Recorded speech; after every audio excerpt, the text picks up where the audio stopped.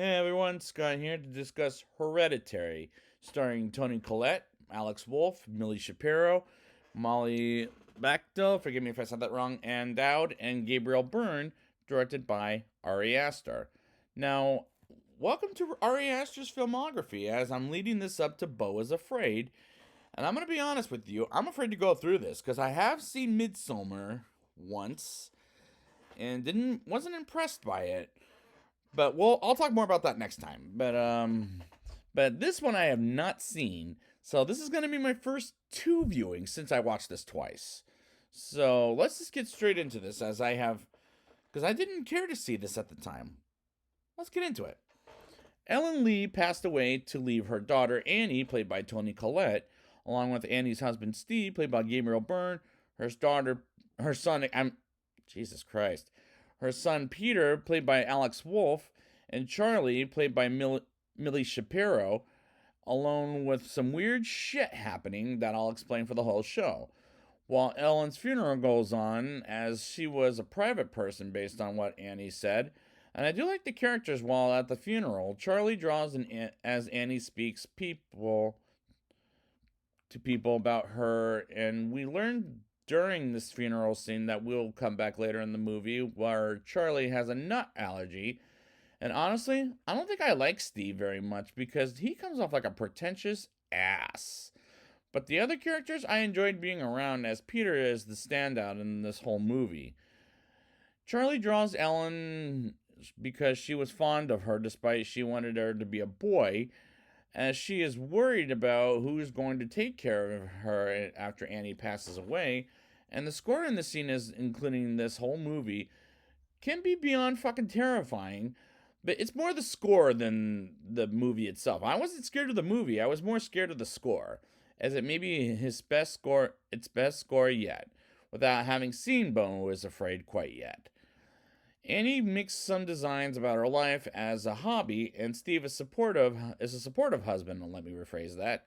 Charlie hears a dead bird while taking a quiz at school, and Peter is a weed smoker and it has a crush on a girl named Bridget. Meanwhile, Charlie cuts a bird's head off.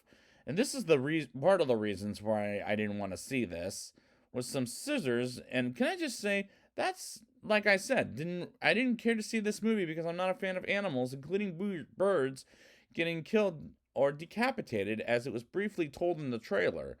But I learned about these people as characters in many ways, and I like that about the movie in its first 18 minutes of the movie. Annie confesses she is sad because she misses her mother like crazy, despite from what she said in a meeting that she was a horrible mother, as she was never there for her and her life was very dramatic. And I get that sadness from Toni Collette's performance, as she does a good job in that scene, as well as this entire movie. The next day comes, and Charlie makes a craft with the decapitated bird head while going outside without shoes as Annie makes a craft house, while Peter asks Annie to borrow one of the cars to go to a party, and Peter asks Charlie if she wants to go while she leaves the house barefooted, while Annie forces her to go to a high school party. As they arrive, and he smokes weed, and Charlie eats a cake with nuts in it, which has got to be fucking dangerous. But this movie pulls off dangerous and horror very tremendously, I will admit. Charlie suffers from a nut allergy reaction as Peter drives her to the hospital, and while they're on the way, Charlie pulls down the window while Peter is driving too fast, too furious, and almost runs over a dead animal, and Charlie's head gets decapitated by a pole, and Peter sits there for a couple of minutes thinking, what the fuck did I just do? As he feels so bad for Charlie's death. And as he tells Annie and Steve, Annie cries and gets all melodramatic, like any parent missing their child if they get killed would, as this is a heavy movie for damn sure, but it's interesting as it's well made. But A24 horror films are not something I usually go to, but this is the first one that, in my opinion, I thought that is an interesting movie. But I'm usually not the biggest fan of them. While Peter is having a hard time at school, while he has an attack of some kind, but Alex Wolff is the best thing about the movie, in my opinion. And he's the best actor in this movie, in my opinion, as well. As he pulls off horror quite well. Hell, he's even better here than M. Night's Beach horror movie, Old, which was a terrible film, anyways, to begin with. Annie leaves the house to only get encountered by Joan, played by Ann Dowd, and she gives Annie her number in case she wanted to talk with anyone, and she goes back home. And Toni Collette turns in some good work here, in my opinion, while the cinematography is pretty good in this movie. Annie makes a design of the accident Peter doesn't want to remember, and she ends up going to Joan's place, and the beat in that scene, which is quite a boom, boom, boom, is very haunting, as this movie isn't scaring me much, but the score is the most terrifying thing in this movie, in my opinion. Annie still mourns for Charlie while she monologues about Peter hating her, which isn't the case whatsoever. Steve happens to witness the project that Peter doesn't want to remember, while she blames him for the accident of Charlie in an intense dinner table argument that is great for acting reasons. So I like the scene for that reason, even though Annie shouldn't have made Peter take Charlie to that party in the first place. So I'm kind of with him on this. Annie bumps into Joan at a parking lot of a store, I'll say, where she shops at. And Joan tells Annie about a spirit of her grandson, who she explained died earlier in the movie with his father, aka her son. And she takes Annie to her place and feels the spirit while it haunts her. And the score in that scene was absolutely fucking intense, with its boom, boom, boom as quiet as possible as the grandson writes in a chalkboard, "I love you." And by "love you," it's spelled like Luv and then YU. Grandma, grandma, and it freaks Annie out as she leaves. But remember, the score is what's scaring me, not the scene. Annie dreams of sleepwalking into Peter's room to see if he's possessed, while she confesses she never wanted Peter as her child by having miscarriage, and it burns her as she wakes up. And I thought, what the fuck was that? As this movie is a little too long at 2 hours and 9 minutes, but Annie wakes up and Steve and Peter to pick up Charlie's spirit, as Steve is in disbelief. And Peter goes with it, as when they feel the spirit, Steve is reluctant about it, while Peter is scared about it.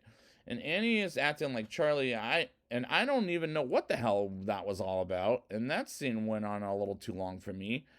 Peter is at school and thinks about what Annie did to him, and he calls Steve in a hysterical way, while Steve is pissed at Annie and says he has a son to protect, and she destroys her craft projects as she didn't want to look at it anymore, which was kind of amusing to me, while Steve is becoming a bigger ass than he needs to be at this point.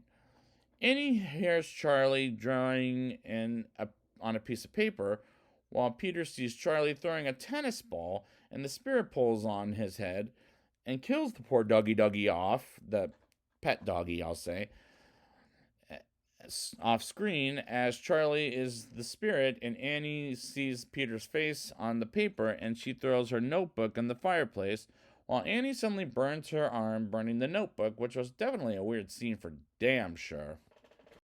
Annie goes to Joan's place with the camera shot going from upside down to forward, which is a great shot. As she gets to her porch, Annie knocks, and Joan isn't there, as she's dead off screen, while Peter sees whom I'm thinking is either Joan or Ellen, aka the grandmother, as Annie sees in a book of something evil is going to happen in the house. And how it's usually done is Ellen was in a ritual, while Peter smashes his face in class and screams for the longest time and scares the shit out of everyone in his classroom, as Annie sees a dead body in the attic.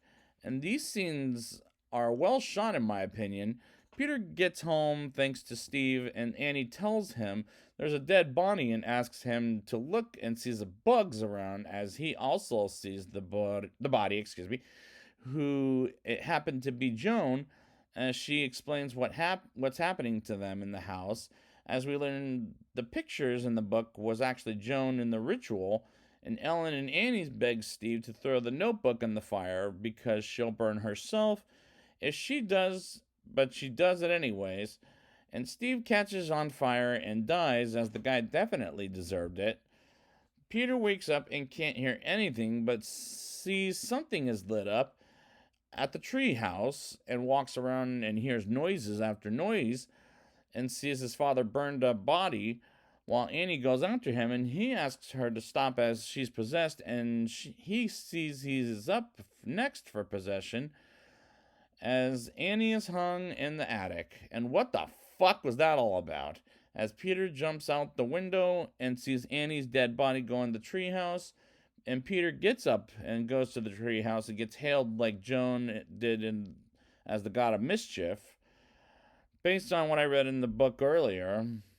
And this climax is a total mind fuck of a twist, as the score was frightening as hell, but the movie didn't really scare me too much, I will admit. Now it's time for my rating. I'll give this movie a 6.9 out of 10. I know some people think it's better than that, but in my opinion, I thought the movie was interesting but not great, but it is well filmed and well made, as A24 horror films are not usually my favorite to go to watch, as this one was heavy for damn sure, as it has likable characters, but in my opinion, Alex Wolff is the standout of the movie, as he was the best actor in the movie. Steve probably is the most pretentious out of any of the characters, but Toni Collette does turn in some good work here too, and the cinematography is good in this movie. The movie wasn't really scary to me, but the most terrifying thing about it was the score. And it is a heavy movie for sure, but it's interesting. So I'll give it that kind of recommendation. But don't watch it 2 days in a row, because that's what I did, and because it's that heavy. So I'd like to thank you guys for joining me, and next time I will be back with Midsommar. And until then, okay, let's see what's up next.